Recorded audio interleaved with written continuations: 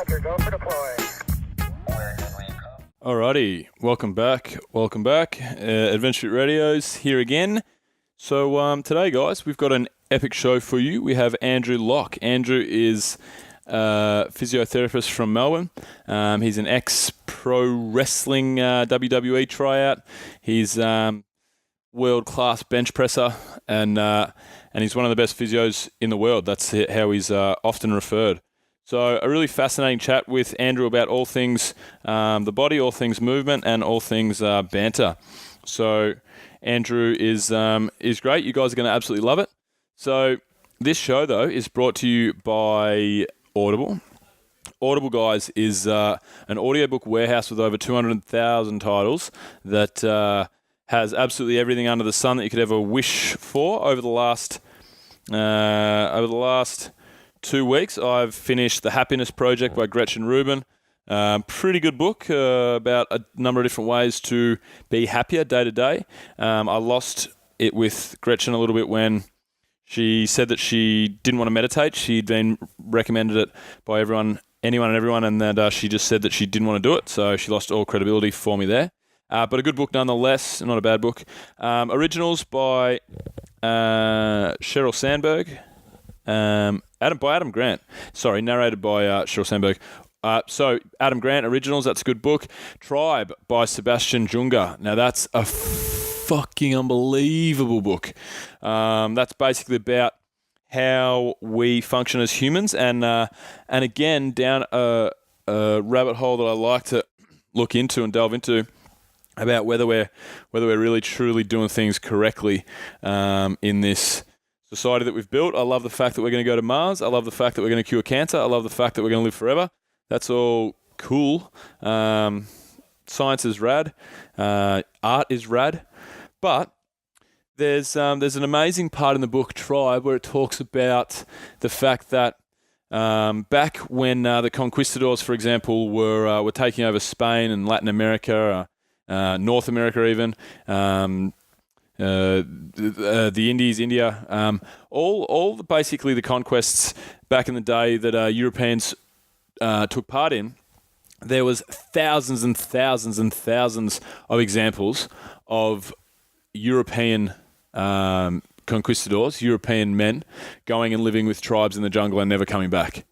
There was young children that would be brought back into European society, and it would take one conversation from the tribal elder, they'd be back into the tribe. When that happened and the shoe was on the other foot, it was lost my point there. But the fact is, there's never been one case of an Indian or a Mayan or an Incan or all of these cultures that lived in the Americas. There's never once been a case of somebody going and living with the Europeans because their way of life was better. So Tribe really delves into that amongst a bunch of other interesting topics, like everybody's perceived happiness always goes up in times of war, times of conflict, times of turmoil. Same as like they talk about with 9/11. After 9/11, everyone in New York City was happy for a couple of years afterwards and treated each other in a totally different way that they do now and that they did before. It's a fascinating book. I think I'm not a smart man by any stretch. I'm not dumb, but I'm not smart. I often think about whether we are doing things correctly with this society and culture that we've built. I often ponder. I've also read The Virgin Way by Richard Branson, which is unbelievable. So I'm always taking in a book in my hand, and then I'm always taking in a book via Audible. This is the last 2 weeks, guys. So I walk my dog, I clean the house, I ride my bike to work, when I'm walking to get lunch, when I'm doing this, when I'm doing that, I'll have a headphone in and I'll be pumping in an audiobook. And although I just mentioned that I'm not smart, I'm getting smarter. I definitely am getting smarter. So go to www.audibletrial.com/ADVF radio and you'll get one free audiobook and a 30-day trial. We're also brought to you guys by Quash Creative, QUARSH Creative. Go to quashcreative.com and You'll see what the guys do down there. Great friend of the show, Sean Marsh. He put together our intro for the show. He is Quash Creative. And anything you need design-wise in your business, then Sean is your man.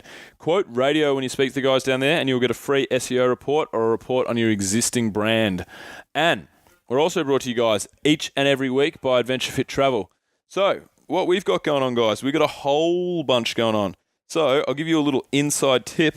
We've got 2 Iceland trips coming up towards the end of the year, November and December. Then we have New Zealand early doors next year. We've got a mini Aussie trip, so that's a 4-day getaway in Australia. We also have Kokoda Track. And then we are about to launch Hawaii, the Greek islands, and also Bali to round off the financial year, basically. We're in the process of partnering with a bunch of gyms to start doing private trips. We've got an awesome offering there. So if you're a gym owner and you want to know about giving back to your community, getting money to give back to your gym, building a point of difference in the industry, and getting free travel, then contact me, doc@adventurefittravel.com. Otherwise, guys, if you're just a general population member and you want an Adventure Fit holiday, head to www.adventurefittravel.com. You'll absolutely love what we do. Have a look there, see what we got coming up. And other than that, use radio for 10% off. Other than that, here's the show.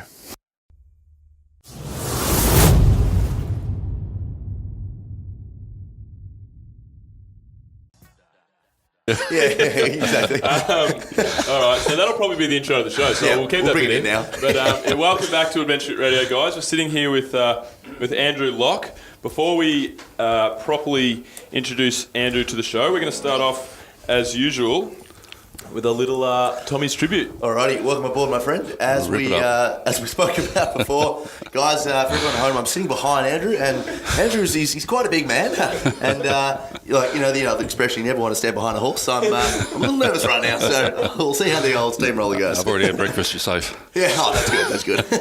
All right.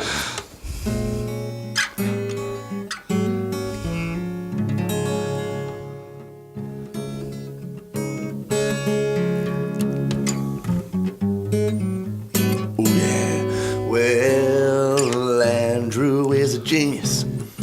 He's got a big set of pipes. But the funny thing about Andrew is he's the biggest man I've ever seen. He's basically a giant. He could eat 14 chimpanzees. But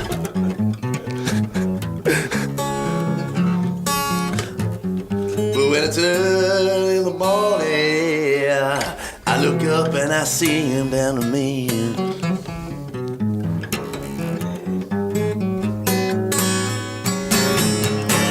Welcome aboard, mate. Oh, that's glorious, man. Thanks, sir. Great start, actually. I'm going to move forward right now.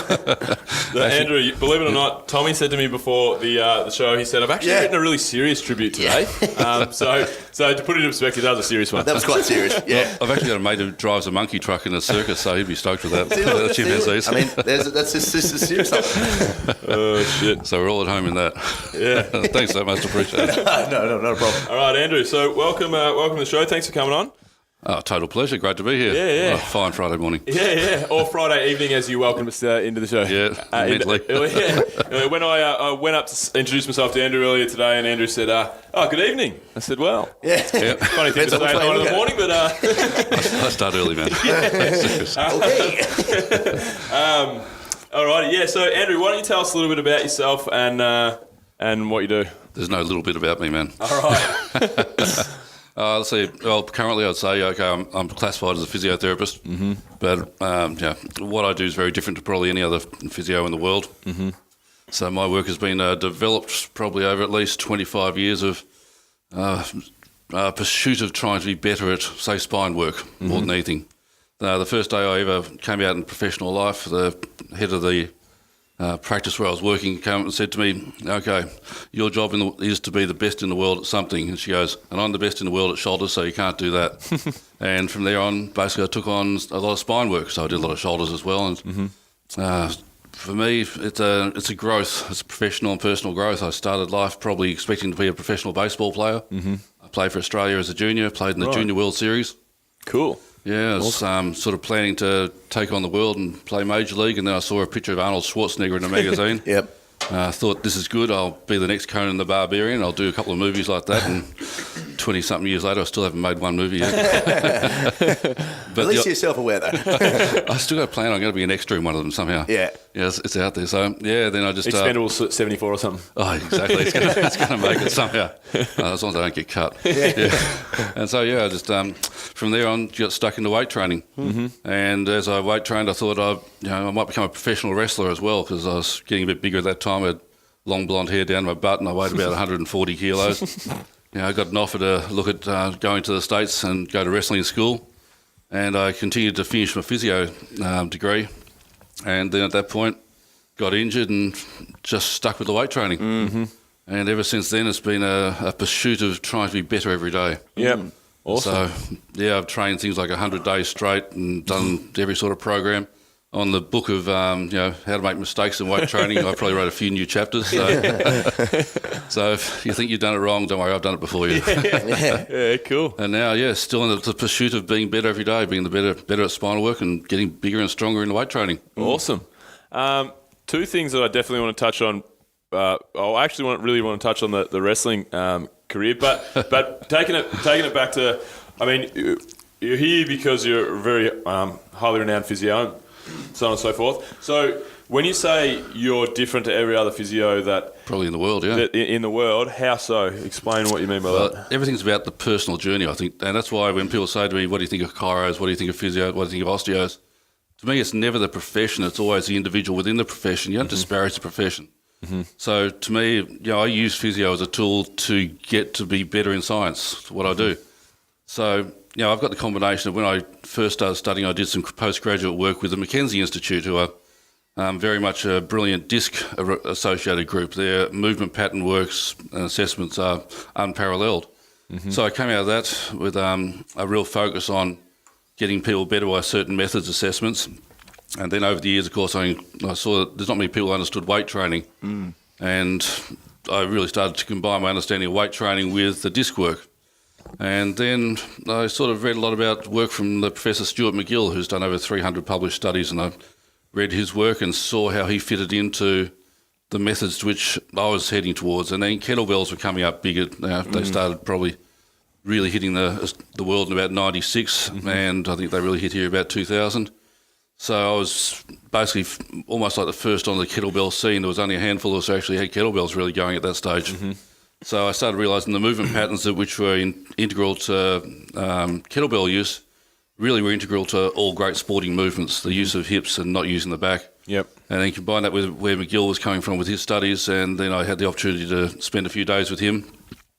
And I'd read his book back to front, actually knew what pages different tables were, so I was able to talk to him about some of his studies and saw things from a different angle to which he saw it. And by now, I've written my own work and I'm doing my own workshops and teaching people how I see things. Awesome. Yet every day, every time I think there's a rule that is unbreakable, of course, now I know that you'll always find the exception the next day. Mm-hmm. So, I've written up probably would be the definitive explanation of deadlifting. But of course, then from that, I suddenly realised that there's some biomechanics behind it which can show me how I can find the exceptions to the rules I found. Mm-hmm. So it's still continuing. So where did this all start? Because you seem very passionate, even having been recording for 10 minutes now, I can see in what you say and how you say it, the passion behind your quest for knowledge and whatever.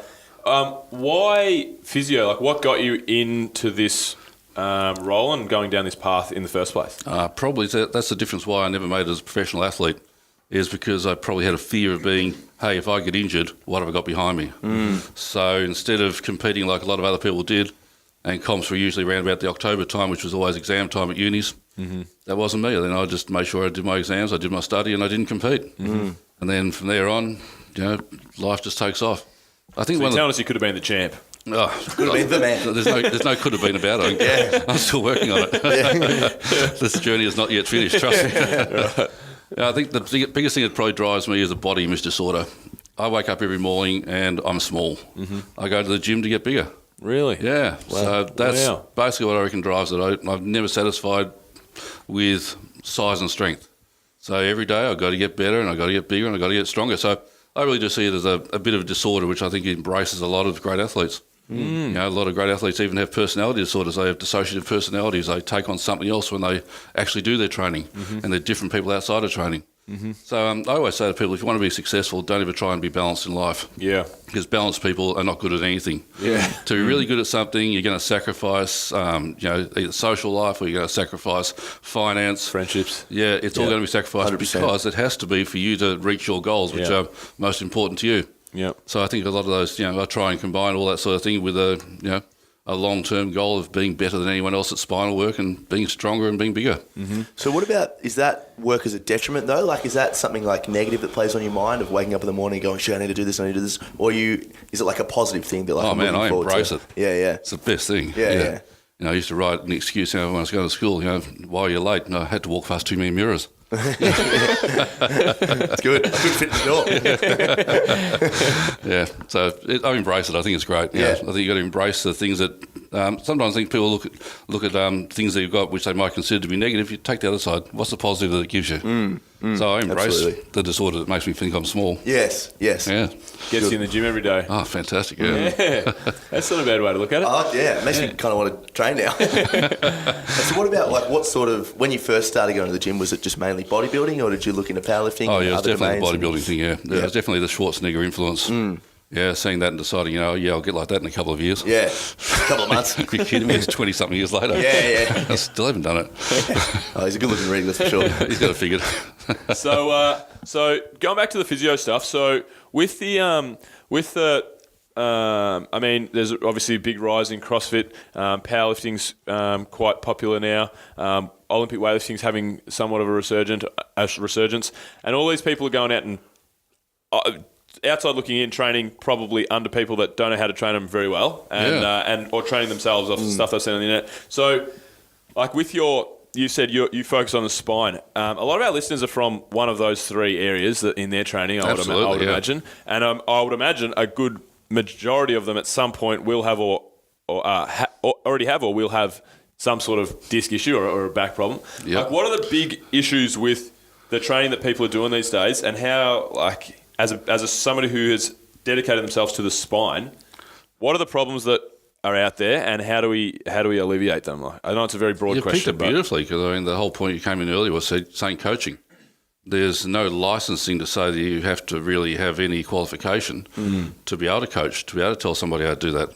So you got to be kidding me if you think a certificate 3 or 4 is going to teach you how to deadlift. But somebody in that is going to tell you how to deadlift, and they're not going to tell you how to deadlift correctly, because have they ever learned? It'd be very rare to find someone who instructs in those things who actually understands what it really is a very complex lift. Or an Ollie lift, you kidding me? That's a complex movement. Now, you don't have to be certified, but you need a hell of a lot of experience to start with, and also to have the ability to accept that you don't know everything. Now, the better coaches certainly have been around for a long time, and they're intuitively seeing things well. So the biggest problem is coming in and people attempting to, I suppose it's the ego that comes in, is attempting to lift too much too early. I spoke to the 10-time world champion, Ed Cohen, a magnificent powerlifter. We had him on the show, actually. He's a good man, Ed. Super Ed, yeah. Great. Yeah. And I said to Ed when we were discussing it at lunch one day, I said, I think it takes a year before I would expect anyone who should attempt a max deadlift, because I don't think it takes at least a year to get a technique under control. And Ed was quick to say he thinks it takes 3 years. Really? Yeah, to actually become competent. Yep. And I look at that, and I also look at a bit of a process where we say it takes 3,000 repetitions to become good at anything, to actually learn it to the level that you don't have to think as hard about it. Yep. Now, that means if you're doing 100 reps a day, it's going to take you a month. I don't know people who do 100 reps of anything. CrossFitters tend to do it. They kind of finish off in a month. They come see you after. So if you look at that, it's going to take at least a year to get something solid. And, when you start moving heavier, it's going to take quite a while. So that's probably where the big problems come in, people who are attempting the PB or the max single. I use a rule which says if you cannot hold your spine in neutral with a weight, then you shouldn't be lifting it in those first couple of years. Because the technicality is every world record's set with a flexed spine. They're set with a flexed spine because those people have got competence and they've spent a lot of time getting to control that position. So if you get a beginner who starts off with a flexed spine, they won't be able to control it. They don't understand what it is to control a flexed spine. So I teach people neutral work initially. But if they're experienced, then we'll transition to the flexion. But if there's no experience, don't expect them to stay neutral for a year. So we tend to use that. If you can't control the weight in neutral, then that's where you stop. Yeah. And for beginners, if you want to talk about maxes and things like that, the coach has got to say, okay, we're talking about max with a neutral position at this point. Now, what's the point of setting a PB in the first year that's not going to impress anybody except yourself? You really got to stay safe, because then you've got to have a longer career. You'll be there for 20 and 30 years lifting, and you'll get those world championships. That's right. When I started CrossFit, we did the CrossFit Total. This is years ago now. So CrossFit was before weightlifting and before powerlifting. I've done a bit of the three. Yeah. I've done a bit of the three, and been doing a bit of powerlifting now. But we did the CrossFit Total very early on, which is squat. What is Press. it? Squat, press. Is it dead? And deadlift. Yeah. Squat, press, and deadlift. And the last deadlift, I pulled a 200 kilo deadlift, which is still the heaviest deadlift I've ever pulled, like a month or so in, and I've never been able to pull anything near it again because my back was. Well, that wasn't the one thing that did it to me, but I had lots of back issues over a big period there, and then still to this day, I'm not. I think I just ripped it off the floor with the most rounded back and terrible technique. Absolutely, yeah. and haven't been able to get anywhere near it since. That's right. And that's one of the classics. There's a coach in Melbourne who's very proud of the fact that he pulled a 300 kilo deadlift at a young age. Well, he's been coaching now for over 20 years, and I think he said his best was something like 320 or 340 kilos over 20 years. And you go, so if you grab that 19, 20-year-old kid and said, stick with me for the next 20 years, I'll put 20 kilos on your total, you're going to be a great coach. Walk straight out the door, wouldn't you? It's like a kilo a year. Yeah, that's fantastic. So initially you've got a spine there that's relatively good and fresh and happy, and then you've injured it under a particular lift.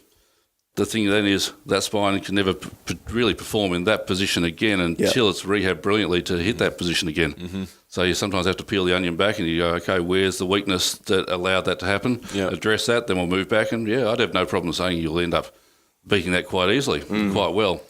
But it's just got to peel the onion back and say, okay, we're going to look at where the weakness comes in and out and train that until it becomes a strength. So, sorry, Bill. I'm just really interested in this idea of like pulling from a flex position. Yeah. So you're talking about from through the thoracic, both thoracic and lumbar as well. Yeah, so why is that? Like, what are the benefits there? Yeah, this is the work that I do, and very few people understand. Is that there was Professor Adams who's still around. He's in London. And his biomechanical studies demonstrate, and it makes just perfect sense when you actually look at a spine, you understand it, is the vertebral bodies are very, very big structures and the facet joints are small structures. In a normal lordosis, normal standing and normal walking, this distribution is about 80% through the vertebral body and about 10% to each of the facet joints. That's in normal standing. But you want to unload those facet joints if you want maximum control or maximum strength to be able to be born through the bigger structure, which is your vertebral body. You want 100% of structure through your vertebral body, nothing going through your facets, because they're just bone on bone. Yep. Now, the actual mechanism of the disc is the disc actually bulges into the bone, not outwards, if everything's going correctly and you've got a healthy spine. So when you actually load it, the spine actually pushes into the vertebral end plates, and you've got bone there which has certain structure, which increases its holding when you're loading in that position, which is a straight spine, basically, a flex position, So it's not 100%. It's not saying you end range flexion, but it means you come out of it to the point where you unload the facets, and your basically vertebral bodies are taking 100% of the load. Really? Yeah. Okay. So there's a simple science behind the engineering behind it. Yep. But then you've got to look at the muscles. Now the muscles have a thing called the length-tension relationship. A muscle's strongest at basically its resting length, we normally say. And I've sort of made a postulation looking at Professor McGill's work, which I figured out. The reason we perhaps go into that flexion position, which aside from then loading the vertebral bodies perfectly, it actually puts the muscles in the position to which they pull strongest from. So what I see is their mid-range. That's why the thoracic flexion is to basically lengthen and get to the correct position of your thoracic erector spinae. Right. And then your lumbar erector spinae. So what happens is when you change the angle on the spine, it changes the shear force and the compression force. You lose your shear protection coming into or coming out of neutral and going to that slightly flexed position. So with the lordosis, you've got the protection of muscles that have a pull protecting you against the loss of control. But as you get better and better in the ability to hold a slightly flexed position, then the muscles don't need that shear protection because you're able to use your compression forces. It's great physics. It's all about basically where a muscle pulls from the axis of rotation. Right. And this is what's behind it. Yeah. So I teach this essentially as, if I'm rehabbing on courses, I'm teaching people how to hold neutral and what it takes to control neutral. And then we discuss how it changes, and what the best position is, why world records are set in that position. Yeah. And so then when would you start to transition someone from a neutrally trained athlete to someone that wants to take that next step and move into what you're talking about? It probably takes a lot to do with their history, because the biggest predictor of an injury is a previous injury. That's a classic saying, and it's always been true. So if you've got an uninjured person and, as we would say, a year of good training holding neutral, then I can start to work on that. Okay, right. So that, it takes the dedication for an athlete to commit to wanting that. If you're just a weekend athlete and you're really happy about just getting stronger and enjoying the work, don't bother going to flex spine. Yeah. You're not trying to set world records. Yeah, exactly. Yeah, so if you're a recreational person, happy to keep you in neutral and say stay there. You're not going to get hurt if you do everything correctly. But if your drive is to take yourself to the next level, then you got to commit to the hard work of being able to learn to hold those positions and then make the transition. Yeah, because the biggest thing that I've learnt, as like in my, very humble couple of years as a coach, is that as long as there's no change of position as you move the bar, Beautiful. Then that's kind of what you're looking for. But you can see someone that kind of starts in a flex position, but if that's maintained, it's nowhere near as bad as someone that just goes as soon as they start to move. It's totally fine. Yeah. But it only takes 1 degree of movement at a vertebrae to bulge a disc and hurt it. Yeah. So there's pretty hard to see. It's basically impossible to fix that one. Yes. And so there was a study where McGill and a guy called Cholwicki did a study under, I think it was a fluoroscope, and they had powerlifters there, and one guy actually bulged his disc during the study. Yeah. And I think it's demonstrated to be a 1 degree movement of the vertebrae. Yep. Because he was distracted at the time. Too many cameras, lights, camera action, couldn't handle it. Pretty much. It was tense in the bicep a little too much, as we all would. How much of this do you think is just impossible to control because of the fact that in human nature people just get so excited? Because if you could say, ideally, for strength and for gains or whatever you want to call it, like you'd work in the 3s and 5s range for a year, right? Would you agree? And then even go a little bit higher some days, depending upon what the goal is. Yeah. So I'm looking at one of the factors which will tell you about lower back injury is that it's endurance strength, which has a massive contribution as to whether a person will get injured or not. Mm-hmm. So you might do 3s and 5s, but you'll have to do multiple sets of them. But I'd also work a little bit higher to work on that endurance quality that needs to be there as well. Yeah, because it's so hard. Like when talking about just my example of going, like I wanted to go heavy, like 3 weeks in, and all, of course. Like there's always testosterone in the room when you guys train with guys, and guys are always like, fucking pull another one, put some more weight on that. It's the footy coaching time, man. Yeah, exactly. Yeah, but it's like it's ingrained in us. Yeah, unless we can educate every coach across the planet, and even if that's the case, like I've had really good coaches that have been like, let's put it. Yeah. It's just so hard to stop that idiocy of just like loading up the bar and before you're really ready. Yeah. Because no one wants to wait. No one wants to wait really a year, do they? But I was 3 months at school. I actually learnt weightlifting at school, which I was really lucky. Yeah. Lucky about, and we were sort of 2-3 months before we could move off the stick. That's and it good. just pissed me off. Like, it was so boring, but like I'm so happy for it now. Oh, brilliant. That's great. Yeah, so it was good. A dear friend of mine who's a martial artist of fairly high standing, he was saying that when they were teaching kendo in Japan, he says the first thing they do is they teach you the most basic cut, one cut. And he says you'll do that for 6 months. He said you might start with 500 people. By the time you got through 6 months, you got 150 left because everyone's bored to tears of doing that one thing. Yeah. Then you learn your second cut, and you're going to do that for 6 months, the 2 cuts. Well, you're going to be down to 50 people by the time you got 6 months down. And he said by the end of the actual process of learning your basic cuts, you got 5 people left out of 500. Yeah. And that's basically the people who are going to not get injured. They're the ones who are going to work well. Jackie Chan, Bruce Lee. That's pretty much it. Donald Trump. Look at them all, the great ones. Yeah, so you're right. The strategy that I think a coach has got to do is have to be a great communicator. You've got to understand each person. Because the person who wants to go out there and set that PB too early, well, it's up to the coach to be able to communicate to that person effectively about why the goals are still good, but why they've got to be able to work within the framework of not doing that. Yep. So it's all about communications, the psychology of lifting and the psychology of communication. For sure. Yeah, so if you can communicate well with your lifter, you can harness that drive, but in the right way. Yeah.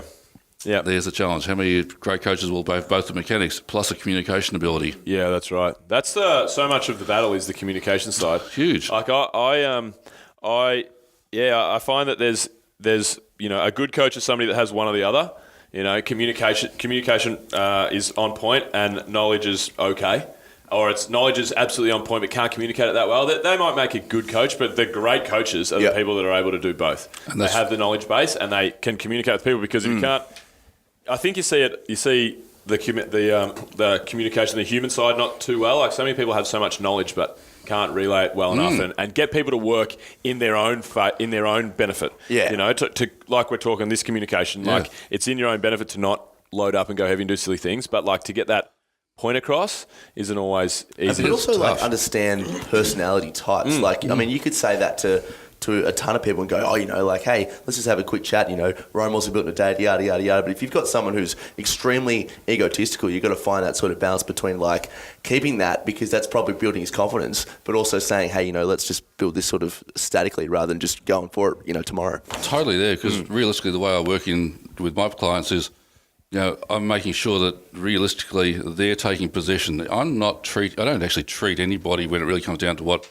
traditional treatment would be. I don't put hands on people on it, because essentially what I say is that all you're doing is treating pain if you're doing that, and that doesn't fix anything. My approach is, why did you get pain in the first place? Let's examine that. Let's find the solution to the reason you've been getting hurt and solve that. Yeah. You solve that, you're not going to get hurt again. Yes. And so within that, it becomes very much about the person taking their own control and saying, okay, you're in charge of your training. I'll give the guidelines. I'll give you the rules. If you're really taking this on, you take possession of your rehab, and I'm the guide. But I'm not there to do it for you. I can tell you what to do, but you've got to commit to it. So I explain to patients, I expect you to do 3,000 reps of this by this time. I expect to do 1,500 of these. This is how many you do per day.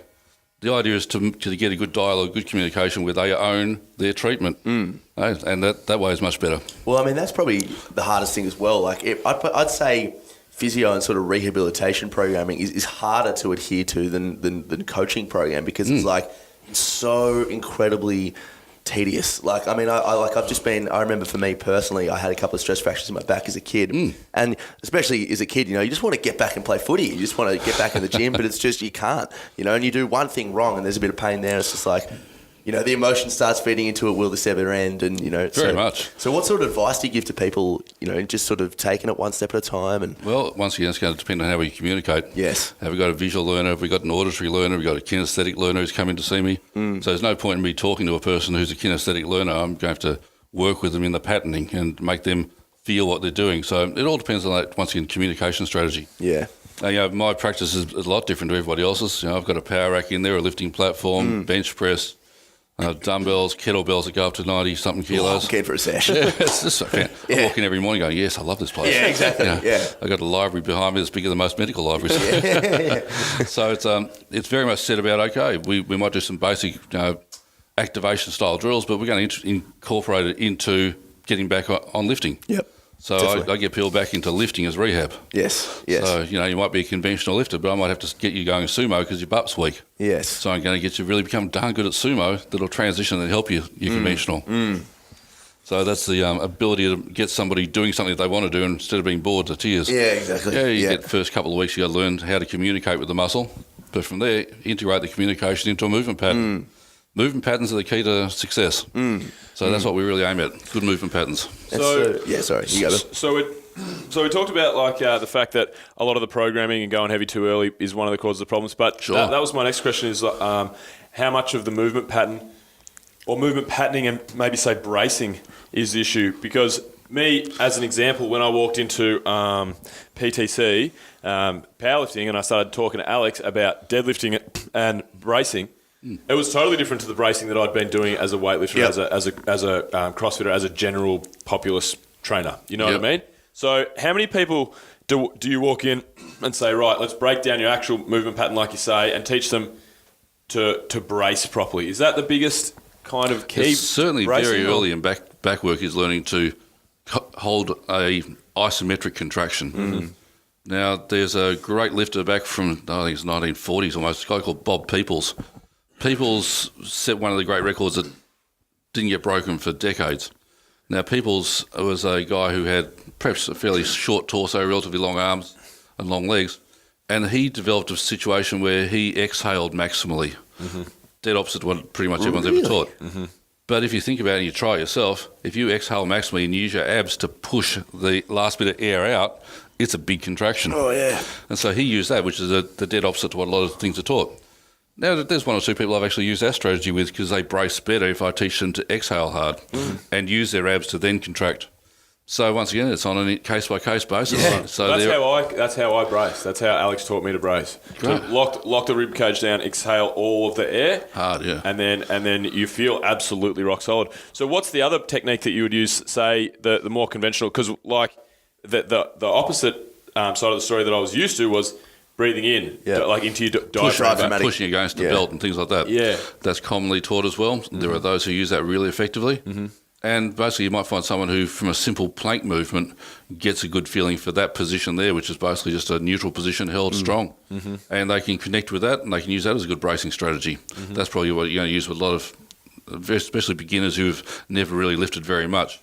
That's a less complex strategy just to learn, is to be able to say, learn the plank, the side plank, let's integrate that into the movement, what you got there. And there's another great one which we call the max plank or the RKC plank. And it's a mechanism, once again, increasing the tension in that position.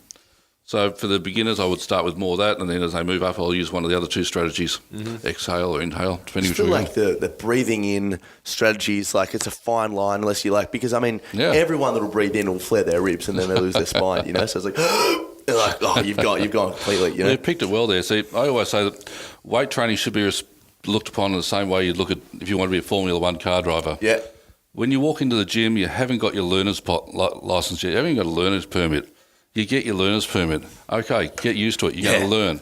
Well, once you've got your learners, you've got to pass to get your P plates. You're going to spend a fair time being a probationary driver. Yes. Well, this is the gym. You're going to become a probationary trainer. You've got to respect it the same way.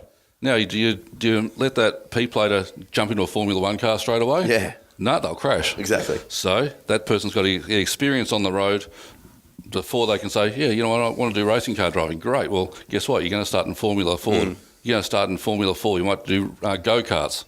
It's going to take you a while to respect the fact that you're going to get to Formula 1 after a hell of a lot of effort. Yeah, definitely. People think, oh, I'm going to become a world champion in a couple of years. Well, there's federations that allow you to do that because they don't have enough competitors and they've got the history behind them. You know, same thing happens in a lot of sports where they dilute the a lot of the pool because people aren't prepared to wait long enough to become great. And they don't want to see their records up against the really great ones. You know, they want to look at it in a smaller pool. Yes, a lot absolutely. of ego in there. So, if you look at weight training along the same way as if you want to be a Formula One car driver, it's a long journey. You're going to have to work on it. Well, I mean, it becomes a lifestyle. I mean, the way that I enjoy training now is because, I mean, I don't even think about it as training. I just think about it as like my life, because it just coincides with what I want to do, which is just improve as a person every day. But for me personally, I don't know, it seems to work for some people, but if I just was constantly like, all right, I want to do this, I want to do this, I want to do this, I just wouldn't, number one, I wouldn't enjoy every day, and I just get bogged down because I'm like, this is fucking shit. Like, I don't want to do this. You know, I just want to get my deadlift here a little bit better, you know. But it's got to become a lifestyle for sure. That is, for that person who wants that. Yeah.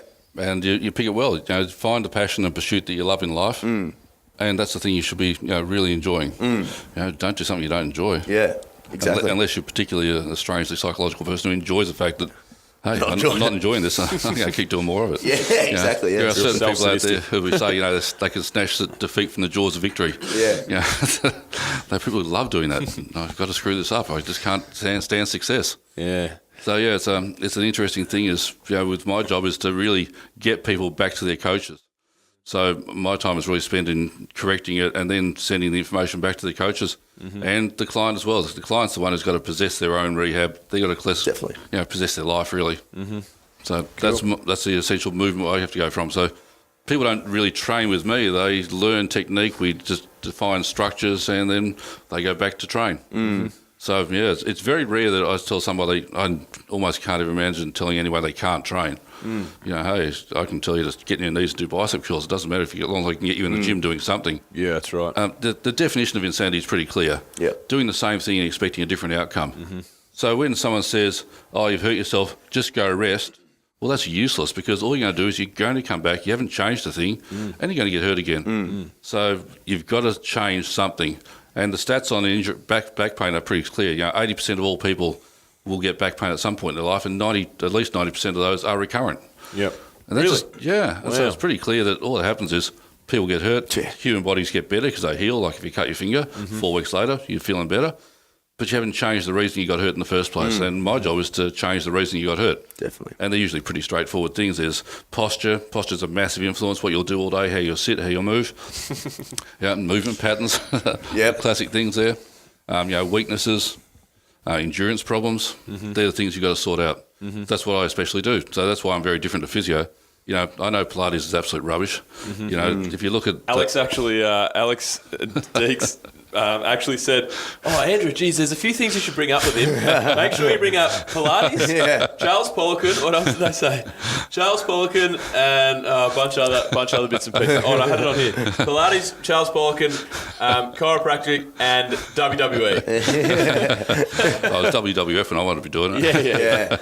Yeah, it was just that, there was a paper that was written about 25 years ago called Muscle Control, Pain Control, What Do You Choose? And that was coming out of the University of Queensland, and it basically said that transverse abdominis and multifidus muscle were a force couple. Well, they're not. Even the first year exercise science students should know that.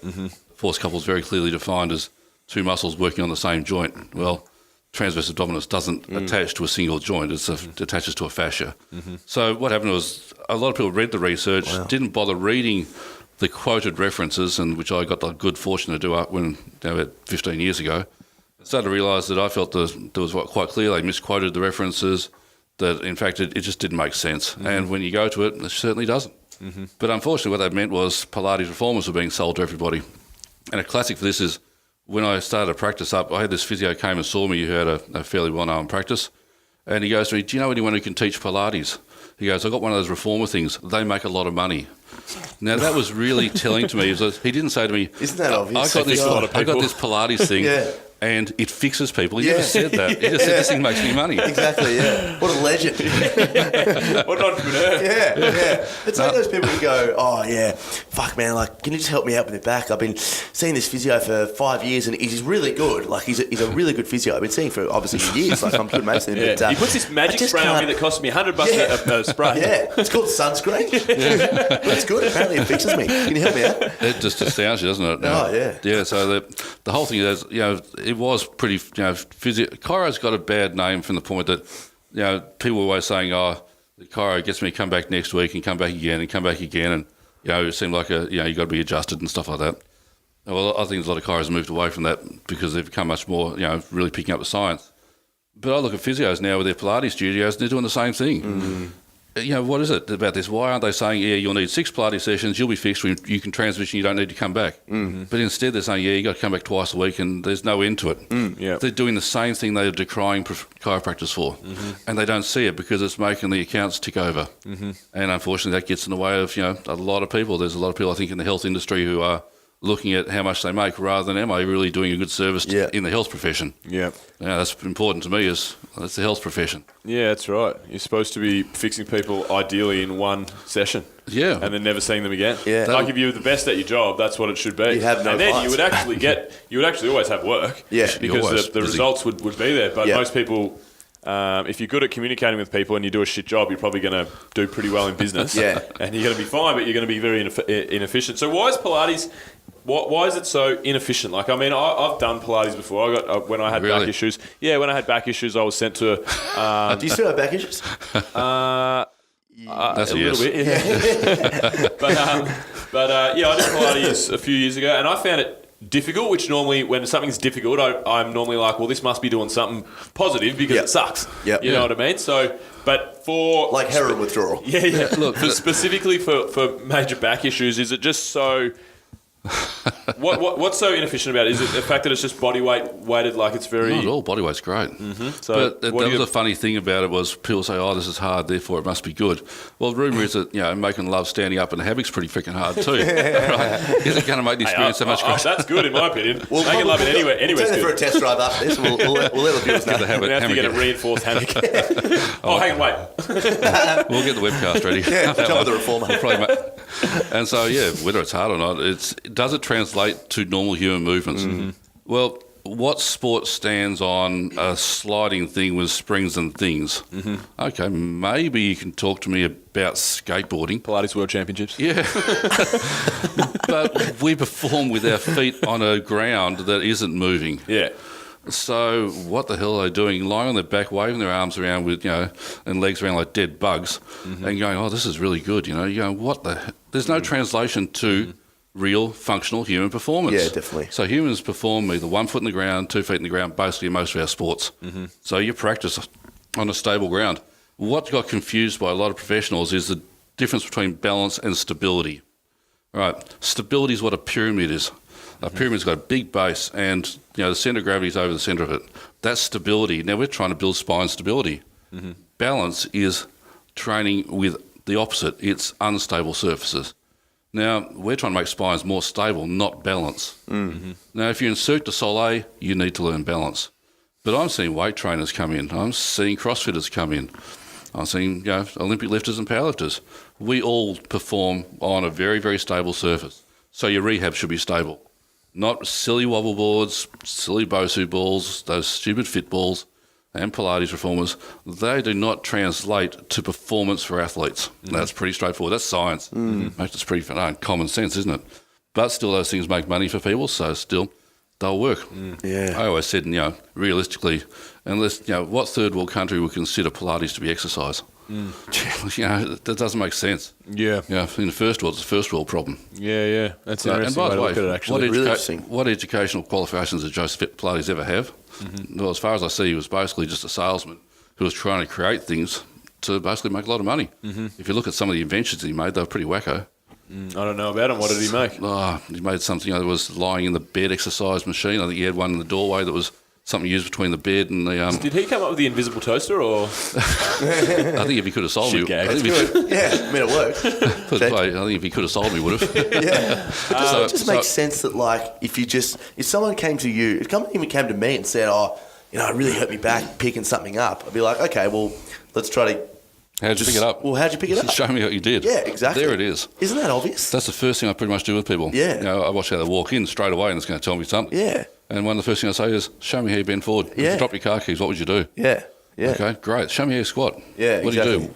What do I see there? Where do you lose your core? Great, okay. Is it structure or is it function? I can test that. I can tell you whether your structure's the problem or whether it's functional, whether you lose control somewhere. And then we rehab that. Yes, perfect. So you rehab the movement that the person performs. Don't make them do things they're not going to have to do or that are irrelevant to their recovery. Yeah, that's right, yeah. That's going to waste their time, and hell, I'm giving people enough exercise to do every day anyway. Yeah. So let's do what we need to focus on for excellence in performance. So how many sets of dead bugs do you give people normally? I just usually give 100, say clams. It's about 100 reps, isn't it? 100 reps per butt per day at least. Yeah, that's right, yeah. Usually 250, I think it is. Yeah. And it goes back to the point that people are hurt because of our evolution. And the fact is, we've worked in ways which are calorie efficient to survive in nature. Now, that's because you had to try and find calories to survive with. We don't have that problem anymore. But now we're also sitting in chairs for hours. So the evolutionary strategy of using the elastic structures in your spine to basically do a lot of your movements and static postures are working against us now. So, we've had hundreds of thousands of years of Homo sapiens, and probably 2-point-something million years of actually our relatively original heritage. And it's all come down to efficiency of movement, but we're not moving. Yeah. So we're using these structures which are passive to suddenly load up for 8 to 12 hours a day and sitting, and then we go and lift with those same fatigue structures. Yes. So I actually have to teach people to almost move in what we would say is, in an evolutionary sense, it's less efficient because it uses more calories. I've got to teach you to turn more muscles on to sit and to move. Which that would be the strategy you'd use when you had to pick up the woolly mammoth steak that you just had to carry home. Yeah. That's when your muscles came in. Definitely. But on the normal human movement to touch the ground, well, basically your muscles don't do a lot there. It's your fascia and your ligaments that give you elastic recoil. So this is a question, this is probably a little bit off tangent, but I've always found really fascinating is picking up a bar cold, right? If we were going to go out there and we were going to, like you said, pick up your woolly mammoth steak or something, when I teach people to pull the slack out of the bar, there's just a hell of a lot of muscle recruitment there. And it's just almost like when I'm showing people how to do it, I'm getting so red in the face and it's fucking 40 kilos on the ground. Fantastic. You know? So, but it's like you have to do that almost where the bar comes off. As you know, speaking about evolution, all this sort of stuff, then, if we know how to move right, is it, or, you know, for lack of a better way of saying it, sort of healthy to just be able to pick up something cold? Because we would have had to done that back in the day. Totally, yeah. And you pick up cold because your pattern is perfect and you don't have any other way of moving now. Yeah. So we replace that inefficient strategy, the one that's hurt you, with a new strategy that you have no choice in being able to perform. So as I always say, it takes 3,000 reps to learn a skill. So if I'm going to stop you bending out of your spine and make you use your hips, it will probably take at least 3,000 correct performances so that if you drop your car keys, you're going to shoot your hips back, you're going to keep your neutral spine and you'll flex through your hips. Great. But that's what it's going to take. So you're right. We're changing the strategy so it becomes the strategy you only ever use. Yeah, it's good. So would you ever promote that? Let's practice doing some cold work or... I allow the coaches then to take them to that as long as they've learnt their movement. Yes, definitely. One of the things I'm doing, say for strength-wise myself, because I'm looking at trying to bench press significant weights at the moment. Well, basically I will go into a weight now that I can do 10 reps with but that is my first warm-up set. Yes. I'm into that hard. Yes. I probably go into an isometric contraction with 200 kilos off the racks, cold. Yeah. Because I know how to do it. Yeah, exactly. So I wouldn't tell a lot of other people because they might use bad strategies to get there, but I'll set up and I'll put you under it. Because isometric contraction is one of the biggest producers of hypertrophy. So we understand that. So I look at if I'm trying to get some hypertrophy going to get bigger weights, I do use isometric work quite often. Hey, guess what? Isometric contraction of the spine. There's your neutral spine being held correctly. So that's why it also works especially importantly to work that neutral before we go to flexed. It's great science. When you've got someone with poor technique and you want to get 3,000 reps of good technique into them, what really... Say it's just say it's me, train 3-4 times a week at the moment. Say I came to you 5 years of bad training under my belt. How hard is it and how long does it realistically take to get 3,000 good reps in so the good technique becomes the default mode rather than the original technique? Depending upon your desire, if you're really motivated, probably a month. Right. If you're unmotivated... maybe never, because you're just not going to do the work correctly. So if I'm teaching someone to move correctly through the hips, I actually teach you that every time you sit in a chair, how you should sit in a chair. So that when you stand up, you actually use the pattern. Sit down, think about the pattern. So if I get someone who's going to stand up and sit down in a chair through the day, and I've taught them how to take this on consciously, they're going to come through really fast. Well, there's a lot of reps there, isn't there? Yeah, just straight in. And I teach them that use your daily movements as a tool to achieve your goals. That's a classic way to think of it. Yeah. I've never thought about that. It's hard to adhere to. Definitely. Just change your habits. Initially. But if I make you think, I'm going to sit down, I'm going to pull my knees out, I'm going to shoot my butt back, this is like doing a deadlift or a squat. It's amazing how it just becomes a second nature in how you start to do things. Yes. You watch a lot of people who go to sit in a chair, they can't actually touch the chair without losing control and velocity increase. One of the cues that, as a professional that I use is always look for acceleration in a movement. Acceleration in a movement usually indicates loss of control definitely. In the basics when we're doing rehab. So if I'm doing a Turkish get-up with somebody to have a look at their ab control, do they accelerate from the floor? Do they lose it at some point and it speeds up? And as soon as you see speed within what should be a controlled movement, you've picked it. You found their weakness. Well, this is that's really interesting. I mean, this is one thing I try to say with my coaches is that we look for sort of quality movement before we try to bump the intensity up because as a CrossFit coach, right? So there's a lot of dynamic things we do, and there's things like kipping and things like touch and go reps and things like that. But it's funny the amount of CrossFit just members and athletes I've seen over my very short career, but people that can actually hold a neutral spine better during touch and go reps off the floor. But that first pull is the worst thing you've ever seen. It is. It's almost universal. Yeah. So your one who's made it to that next level is the one who picks the bar off the ground like on their first rep, the same as their 10th rep. Yes, exactly. Your eyes aren't going to be on them anymore. You're going to be picking up the other person who's slack on that first rep. Yes, exactly. I often see that. If we set up in the practice and that first rep's terrible, great. Your second rep's on. Now hold that, touch and go. So you don't lose your tension. Well, that's the thing, And I mean, so from your practice, have you looked into things like kipping handstand push-ups, kipping pull-ups, and do you have a view on those? Or it's a fine tool essentially for the depends where you're at within the sport. You know, if you got an injury, then probably we may have a problem with that because you'll be if you got a problem that's related to it, where are you losing control with that? So I don't have a problem with those on a person who's developed the skill to understand how to do those. Of course. So that's really what it is. Yes. There are natural movements within that. That's where it comes. We're not doing anything unnatural. Yeah. But, people see someone else do it and they use a strategy that's bad to try and achieve it. That's where the problem lies. Well, it's definitely functional, keeping pull-ups. I mean, we used to do keeping pull-ups on woolly mammoth tusks. And, that was the thing back then, You only got away from the saber tooth by doing that. That's right, yeah. You didn't do this back in the day. You didn't do this strict bicep curl to get up there. That's right. Your legs are windmilling everywhere. No loss of core. Yeah. That's why I found CrossFit's one of the greatest things that's happened to, our health industry, I think, in so many ways, is it's introduced people who thought gym meant sweaty people standing in front of mirrors. Yeah. Suddenly, all these people are not afraid to say, I can lift weights. Yeah. Unreal. It just opened the conduit and the floodgates to people coming into Olympic lifting and powerlifting and CrossFit and becoming healthier people. Definitely. Yeah, it's such a great thing. All the Globo gyms now have their functional training area, or they have their powerlifting weightlifting platform, which they did, and it was all machines, and it was all like one Smith bar, squat rack thing, or like one bloke named Smith.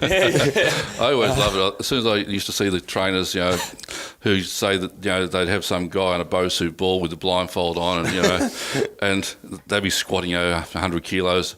And they go, it's functional. And I always found functional was basically the descriptor, which means freaking stupid. Yeah. So true. Doing something really strange. Oh, it's functional. Yeah, exactly. What function, by the way? Yeah. We used to do it back in the day. Yeah. Oh, okay, cool. Hey, Andrew, we do have to get you out of here at some point soon, mate. So we might just throw to six from six. Yep. We've only been doing this for about 112 episodes. So. I know the feeling. You've only got 2,000 reps to go. Exactly. Yeah. So firstly, six rapid fire questions. First three from me, the other three from Tommy. So my first question is tequila. Good answer to any question. That pretty much sums everything up. Thanks, Andrew, for. So my first question is your favourite travel destination on the planet, somewhere that you've been? Los Angeles. Los Angeles. Doesn't matter where I go. If I come back to Los Angeles, I go, this is where I should be. What is it about Los Angeles? Spiritual home. It just feels right. Yeah. There's so many great gyms there. The beach is there. Venice Beach. It's everything. Yeah. Good. Golds. You get there and you're in a place where you can drink the water. Yeah. It's great service, great everything, great food. Mm-hmm. So that's heaven. Yeah. Awesome. LA. Sick. So I've been in a lot of strange places, but I always come back there and go, why didn't I just come here? Yeah. You'd fit in down the Venice boardwalk, I reckon, Andrew. I enjoy it. It's good.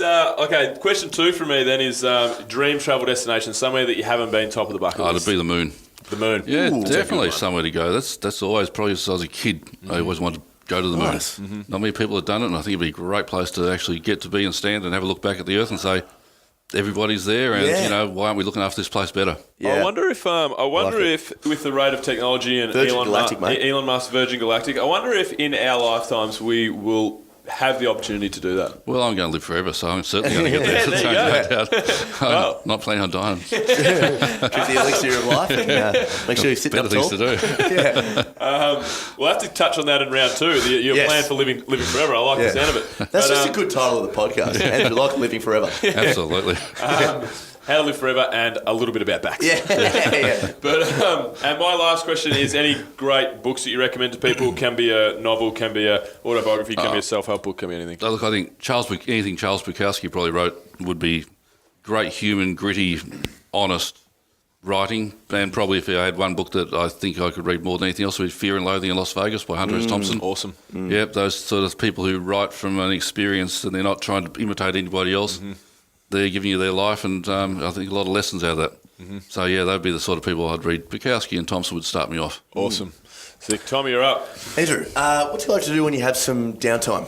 I don't have downtime, so that's over. Okay, it doesn't exist. Okay, moving on. What is downtime? Yeah, that's right. Yeah, well, I think Webster's dictionary defines downtime as I don't even know.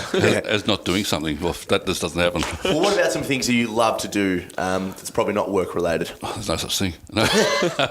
You make it hard for me, mate. The family, the kids. Yeah, they're great. My son's a potential rock star. He's over in Europe at the moment, touring with a band called Massive. Wow. He's awesome. Doing a few things. He's back in South America later in the year. My daughter's been doing jiu-jitsu for many years. She was a junior world champion. So wow. That's awesome. Seeing her pretty into it. Fucking hell, cool family, jeez.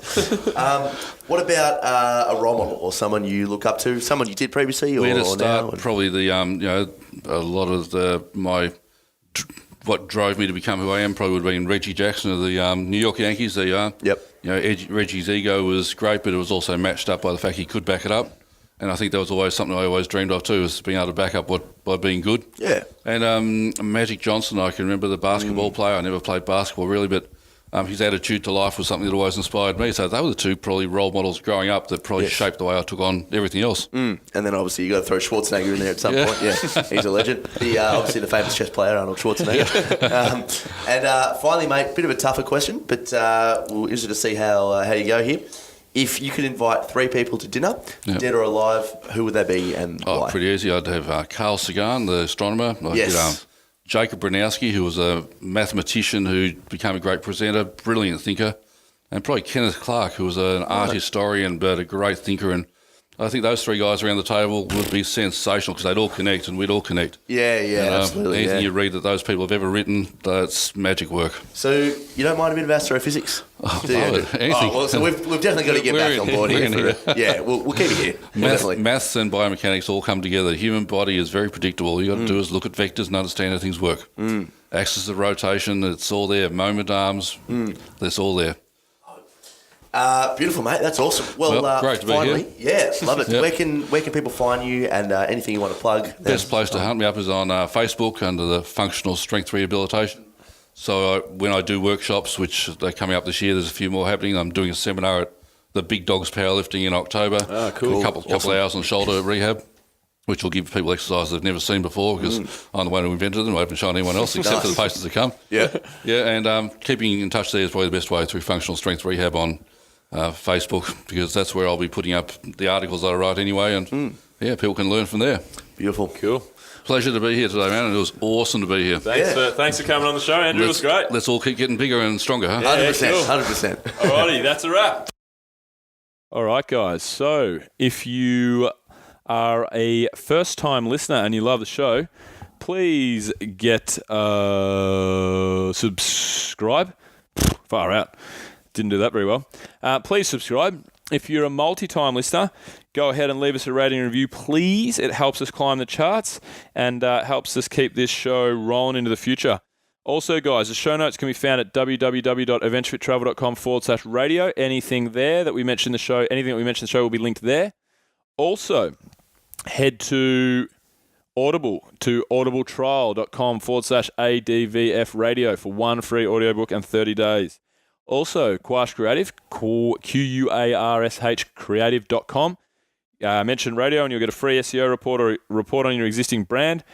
And finally, head to Adventure Fit Travel, www.adventurefittravel.com. Use the code word radio and you'll get 10% off any and all trips. See you next week. Discovery Roger, go for deploy.